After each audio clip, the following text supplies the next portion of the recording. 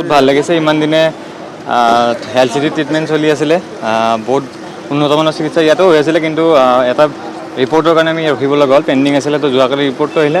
গতিকে আজি আমি ডক্টৰ তপন শইকীয়া ছাৰৰ লগত কণ্টেক্ট কৰা হৈছে তেখেতৰ আণ্ডাৰত এতিয়া আমি বাকীখিনি ট্ৰিটমেণ্ট কৰিম আৰু মোৰ লগত দুজন ডক্টৰ গৈ আছে আৰু মোৰ ফেমিলি গৈ আছে আৰু বাকী যিটো নেক্সট ট্ৰিটমেণ্ট সেইটো আমাৰ এই যিটো মোৰ আহিব লগা ৰিপৰ্ট আছিলে সেইটোৰ ভিত্তিত মানে মোৰ ট্ৰিটমেণ্টটো চলিব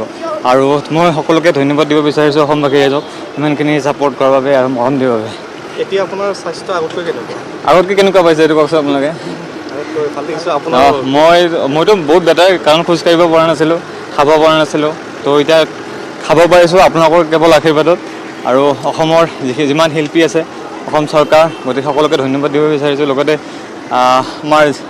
মোৰ ফেমিলিক মোৰ গাঁৱৰ মানুহখিনিক ধন্যবাদ দিব বিচাৰিছোঁ লগতে সংবাদকৰ্মীসকলক ধন্যবাদ দিব বিচাৰিছোঁ আপোনালোকৰ কাৰণে আজি মই আৰ্থিকভাৱে হ'লেও মই আজি উন্নত মানৰ চিকিৎসাৰ কাৰণে যাবলৈ পাৰিছোঁ কেৱল আপোনালোকৰ কাৰণে। ইমান দিনে আমি ভুৱা বাতৰি পাই আছিলোঁ যে কিশোৰ দা ইতিমধ্যে গৈছে মুম্বাইত কিন্তু এইটো কথা মিছা